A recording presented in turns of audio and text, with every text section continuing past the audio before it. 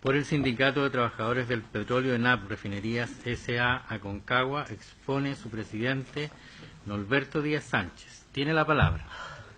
Muchas gracias, excelentísimo tribunal. Primero que todo quiero agradecer bien sinceramente la convocatoria a esta audiencia pública que ha realizado el Tribunal Constitucional para escuchar a los actores públicos respecto de dos requerimientos que han presentado un grupo de senadores y diputados en contra del proyecto del gobierno que moderniza el sistema de relaciones laborales.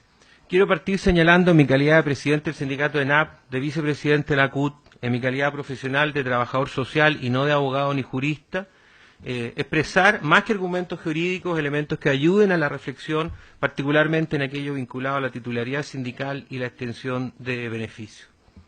Debo comenzar evidentemente señalando que nosotros rechazamos todos y cada uno de los argumentos que se han expuesto por los señores senadores y diputados en los requerimientos presentados ante esta señoría.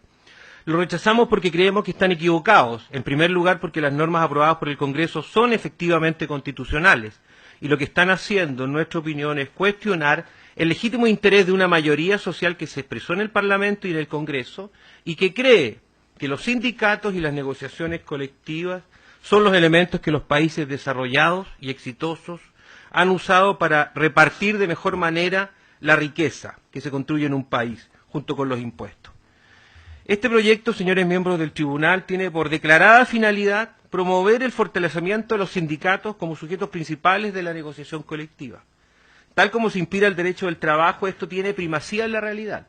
Durante 35 años las organizaciones sindicales, pero peor aún, las víctimas, los trabajadores, han sido víctimas de una legislación que fue impuesta cuando no había tribunal constitucional, o estaba objetado severamente, cuando no había Congreso, ni Senado, ni Parlamento, y no hubo posibilidades de dialogar.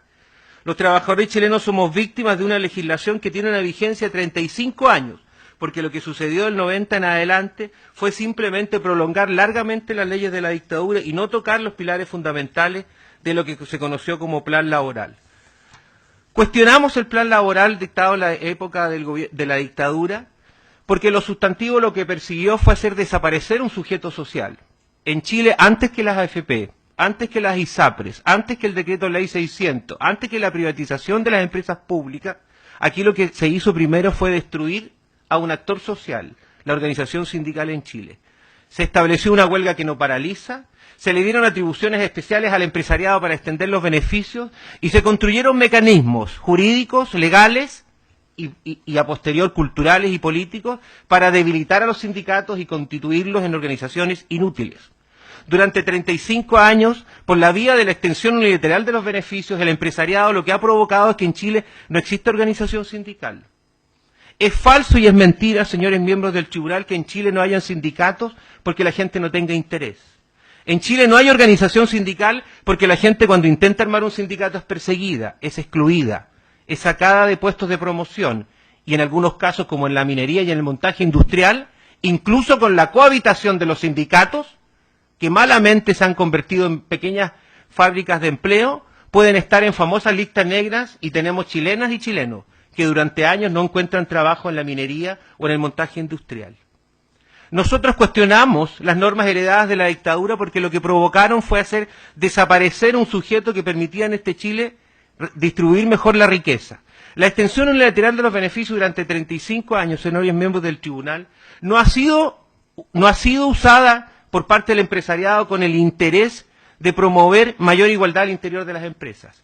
Cuando se estableció en el plan laboral que se cotizaba menos si tú estabas fuera del sindicato o que los empleadores te podían dar lo mismo, eso se tradujo en innumerables prácticas antisindicales que no han sido reconocidas y que tienen a la organización sindical y a los trabajadores chilenos recibiendo 1 de cada 2 trabajadores chilenos menos de 440.000 pesos mensuales en el país. 1 de cada 2 trabajadores chilenos no alcanza a vivir con menos de 440.000 pesos. La idea base de este proyecto es recuperar el peso del sindicato en las organizaciones. Dicen los inmigrantes o los hijos de ellos que puede que a Chile le falten 2 guerras mundiales para entender que es por la vía de los derechos colectivos y no por la vía de los derechos individuales que las sociedades son capaces de entenderse. Tal vez por eso se entiende, no las altas tasas de sindicalización de Alemania, de Portugal, de España, de Francia o de Italia, sino particularmente las altas tasas de cobertura sindical que en esos países se entrega. Esto no ha sido acompañado de un debate legítimo. En muchos casos, la discusión nuestra al interior del Parlamento y al interior de las organizaciones sindicales con el empresariado hoy día está todavía circunscrita a caricaturas de los reemplazos mínimos o de la extensión.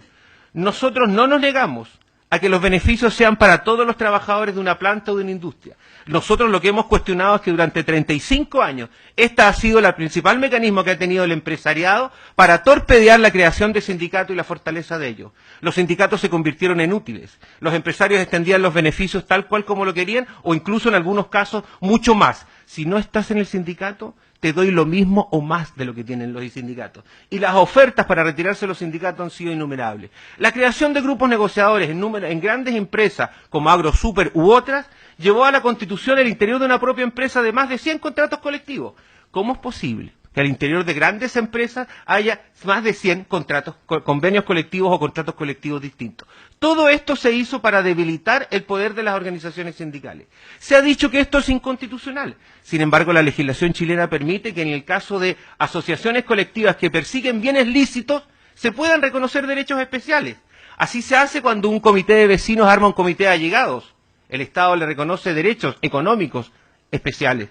Así se hace cuando se hace un comité de vivienda participativo. La gente se agrupa, se organiza y a cambio de eso recibe beneficios especiales del Estado. A nosotros nos parece absolutamente razonable que los chilenos decidamos que una manera de distribuir los ingresos y la riqueza en Chile no solo sea a través de tasas de impuestos, sino que a través de la distribución de la riqueza que se genera en la industria y en el país. Y la riqueza en un país y en una industria se genera con el capital financiero y con el capital de trabajo que aportan los trabajadores chilenos. Se ha hecho reproches en torno a que en esto existiría abuso o sindicato único, o que estaríamos estableciendo dictaduras sindicales. Bueno, este proyecto, entre las cosas que no estaban correctas, incluso alguna vez intentó hablar del abuso que podría hacer los dirigentes sindicales de su fuero. En este país es muy difícil que los dirigentes sindicales abusen de su fuero. En este país en los últimos 4 años han muerto 3 dirigentes sindicales. Dos de ellos con balazos, uno de la policía, uno desconocido y uno que se inmoló porque fue despedido de la empresa El Transantiago aun cuando tenía fuero sindical. Si alguien en Chile es víctima de la violencia y del abuso, son particularmente los trabajadores y los dirigentes sindicales. Apelamos a este tribunal porque las organizaciones sindicales somos la última frontera antes de los encapuchados. En un país en donde existe crisis de las instituciones, no puede ser posible que después de 25 años del retorno a la democracia, con un proyecto modesto y mezquino por parte del gobierno todavía en materia de derechos laborales, no se pueda avanzar porque un grupo de senadores y diputados, haciendo un legítimo derecho a la legislación vigente, recurren a este tribunal y este tribunal termina votando los pobres avances laborales que los trabajadores chilenos pueden tener. Yo ruego a este tribunal y solicito a este tribunal que rechace el requerimiento presentado por los senadores y diputados. Nosotros tenemos que aprender a confiar en las instituciones. Una señal contraria de este tribunal lo único que dará a los trabajadores chilenos es la señal que por la vía de la institucionalidad no podemos avanzar, que por la vía democrática no ganamos, que por la vía de respetar las reglas del juego los trabajadores seguiremos perdiendo. En Chile se abusa de los derechos laborales. En Chile, perdónenme, con los trabajadores se han pasado. Este no es un país pobre. Chile es un país rico. Países desarrollados con 4.000 o 5.000 metros de costa no habría hambre, no habría desempleo y se repartiría mejor la riqueza. Chile es un país rico mal repartido y para que se reparta mejor se requiere más sindicatos. Y no más sindicatos para que tengan poder sindical, sino para sindicatos que puedan amparar negociaciones colectivas que permitan mejorar la distribución de la riqueza de este país. El empresariado, con todo respeto, no puede mostrar ningún caso en Chile, ningún caso en América Latina de una empresa que haya quebrado porque los trabajadores pidieron mucho.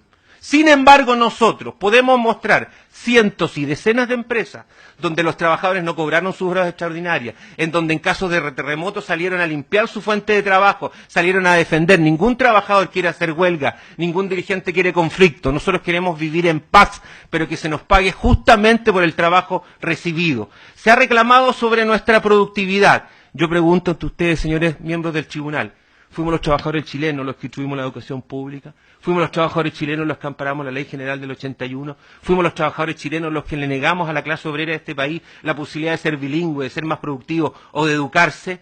con Chile existe, con los trabajadores chilenos existe una demanda en materia de derechos laborales, pero existe mucho más que una demanda en materia de derechos laborales, existe con el mundo del trabajo una deuda pendiente, porque este es un país rico, muy mal repartido. Muchas gracias, señores.